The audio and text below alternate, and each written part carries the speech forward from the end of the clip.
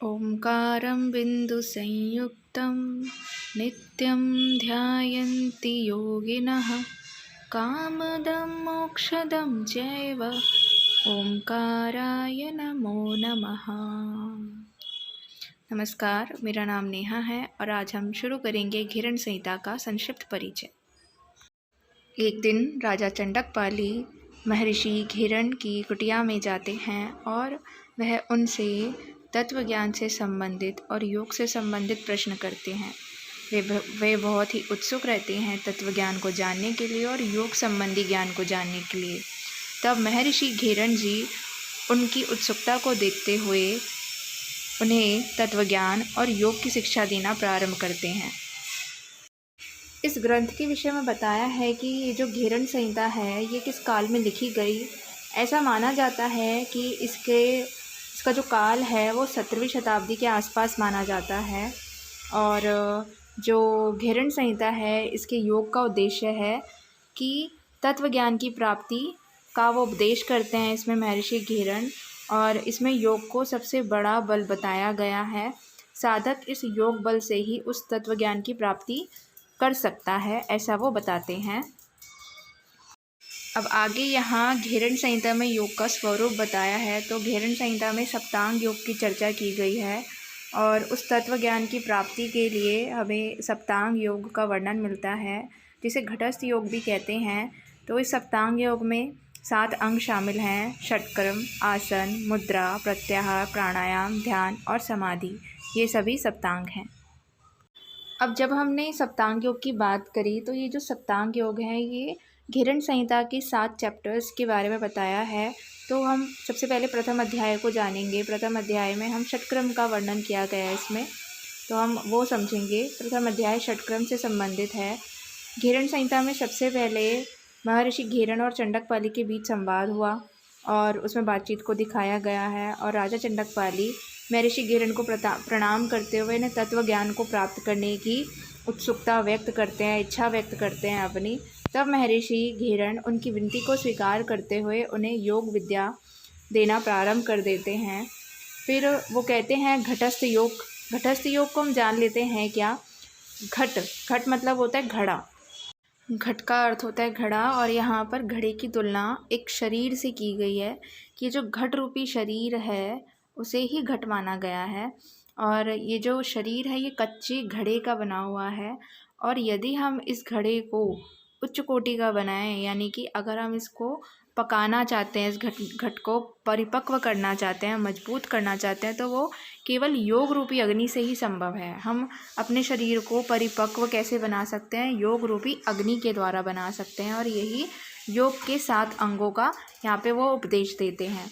अब सप्तांग योग का लाभ क्या है? हम जब करेंगे सप्तांग योग के अंगों का जिक्र जो हमने किया, जब हम उनको करते हैं प्रैक्टिस, तो उनसे हमें लाभ क्या होता है, किस किस लाभ की प्राप्ति होती है? जैसे षटक्रम करने से हमें शोधन की प्राप्ति होगी, शोधन का लाभ मिलेगा।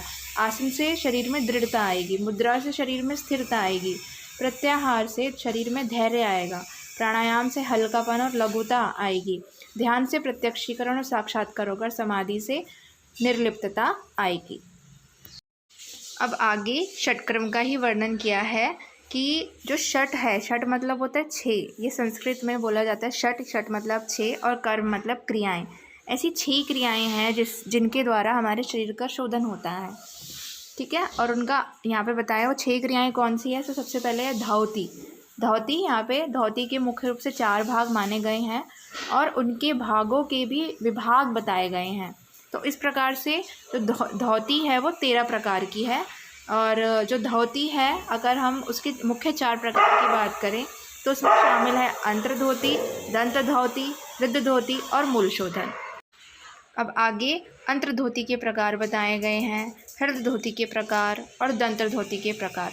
तो अंतर धोती के प्रकार हैं वातसार, वारीसार, अग्निसार और बहिष्कृत। ऐसे ही दंत धौती के प्रकार हैं दंतमूल, जीवामूल, कंडरंध्र धौती और कपालरंध्र धौती। हृद धौती के 3 प्रकार माने गए हैं, दंड धौती, वमन धौती और वस्त्र धौती। और मूल शोधन का यहाँ कोई प्रकार नहीं बताया है, इसका कोई अन्य भाग नहीं है, तो मूल शोधन तो ये तो तो बात मूल की शोधन हमने के कोई षटक्रम भाग की नहीं पहली बताए गए, क्रिया की। इसलिए अब दूसरी इसका क्रिया कोई है अन्य बस्ती। प्रकार नहीं है। बस्ती के यहाँ पे 2 प्रकार बताए हैं, जल बस्ती और स्थल बस्ती, इसे शुष्क बस्ती भी कहते हैं।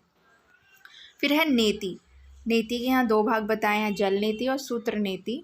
फिर है लौलिकी। लौलिकी को यहाँ नौली क्रिया भी कहा गया है, उसके 3 भाग बताए गए हैं, मध्य नौली, वाम नौली और दक्षिण नौली। कहीं कहीं भ्रमर नौली के बारे में बताया गया है, तो यहाँ पे भ्रमर नौली भी आना चाहिए था, पर आप ज़रूर लिख लेना अपने नोट्स में। फिर है त्राटक। त्राटक के यहाँ पे कोई भाग नहीं बताए गए। त्राटक में वैसे त्राटक 3 प्रकार का होता है, अधोत्राटक और अंतरंग त्राटक और बहिरंग त्राटक। तो ये त्राटक के प्रकार हैं। फिर आता है कपालभाति के यहाँ 3 भाग बताए गए हैं, वातक्रम, व्युत्क्रम और शीतक्रम कपालभाति।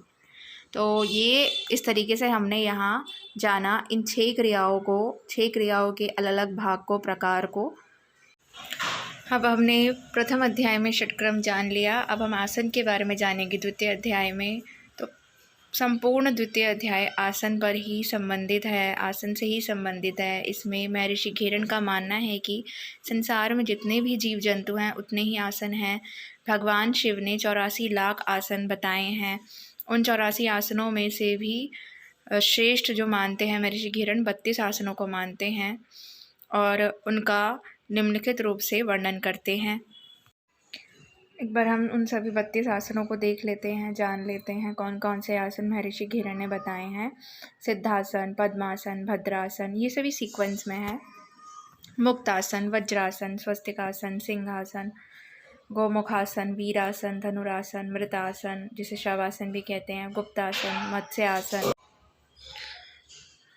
उसके बाद है मस्तेंद्रासन, गोरक्षकासन, पश्चिमोत्तानासन, उत्कटासन, संकटासन, मयूरासन, कुक्कुटासन, कूर्मासन, उत्तान कूर्मासन, मंडूकासन, उत्तान मंडूकासन, वृक्षासन, गरुड़ासन, वृषासन, शलभासन, मकरासन, उष्ट्रासन, भुजंगासन और योगासन।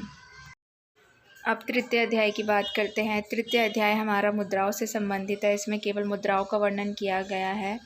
इसमें 16 मुख्य मुद्राएं हैं और 5 धारणाएं हैं और 5 बंद, हमारे 4 बंद हैं, तो कुल मिला के ये 25 मुद्राएं हो जाती हैं। तो पहला है महामुद्रा, नभो मुद्रा, उड्डयन बंद, जालंधर बंद, मूल बंद, महाबंद या महाभेद मुद्रा, खेचरी मुद्रा, विपरीत करणी मुद्रा, योनि मुद्रा, वज्रोली मुद्रा, शक्तिचालिनी मुद्रा, तड़ागी, मांडुकी, शांभवी, पार्थिवी धारणा, आंबसी धारणा, आग्नेयी धारणा, वायवीय धारणा, आकाशी धारणा, अश्विनी मुद्रा, पाशिनी मुद्रा, काकी मुद्रा, मातंगी मुद्रा और भुजंगिनी मुद्रा।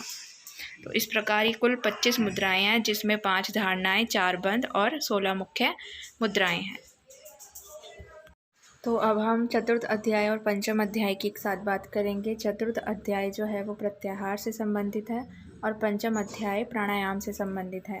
चतुर्थ अध्याय में प्रत्याहार का वर्णन किया गया है और प्रत्याहार क्या होता है कि अपनी इंद्रियों को अंतर्मुखी कर लेना ही प्रत्याहार है।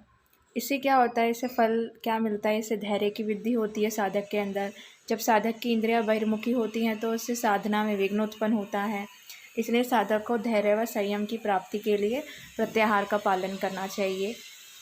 फिर पंचम अध्याय प्रत्याहार प्राणायाम से संबंधित है यहाँ पर, लेकिन प्राणायाम की चर्चा से पहले आहार के बारे में विशेष रूप से बल दिया गया है। महर्षि घेरन ने बताया है आहार में क्या क्या वर्जित है और क्या क्या निषिद्ध है। तो जिसमें 3 प्रकार के आहार बताए हैं, मिताहार, हितकारी आहार और निषिद्ध आहार। अब इस आहार में से योगी को मिताहार श्रेष्ठ माना गया है। उसके लिए हितकारी आहार में खाद्य पदार्थ शामिल किए गए हैं जो शीघ्र पचने वाले और मन के अनुकूल होते हैं, और निषिद्ध आहार वे आहार हैं जो त्यागने योग्य हैं, जिन्हें नहीं खाना चाहिए। नाड़ी शोधन क्रिया की बात की गई आहार के बाद की घेरन संहिता में बताया है प्राणायाम से भी पहले नाड़ी शोधन का अभ्यास करना चाहिए। आहार और नाड़ी शोधन के बाद अब चर्चा करते हैं वो प्राणायाम की। यहाँ पर प्राणायाम को कुंभक बताया गया है, कुंभक कहा गया है।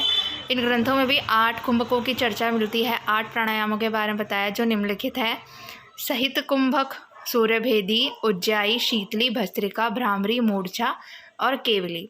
यहाँ सहित के 2 प्रकार बताए हैं, सगर्भ और निगर्भ।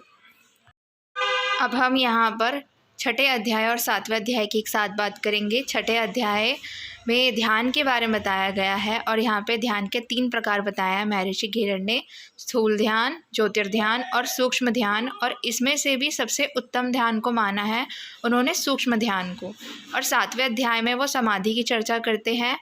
कहते हैं समाधि चित्त की उत्कृष्ट उत्तम अवस्था को कहा गया है। समाधि से निर्लिप्तता आती है। जब हमारे चित्त की सभी पदार्थों के प्रति निर्लिप्तता समाप्त हो जाती है तो तभी वास्तविक रूप से योग सिद्ध होता है, योग हमारे जीवन में घटित होने लग जाता है।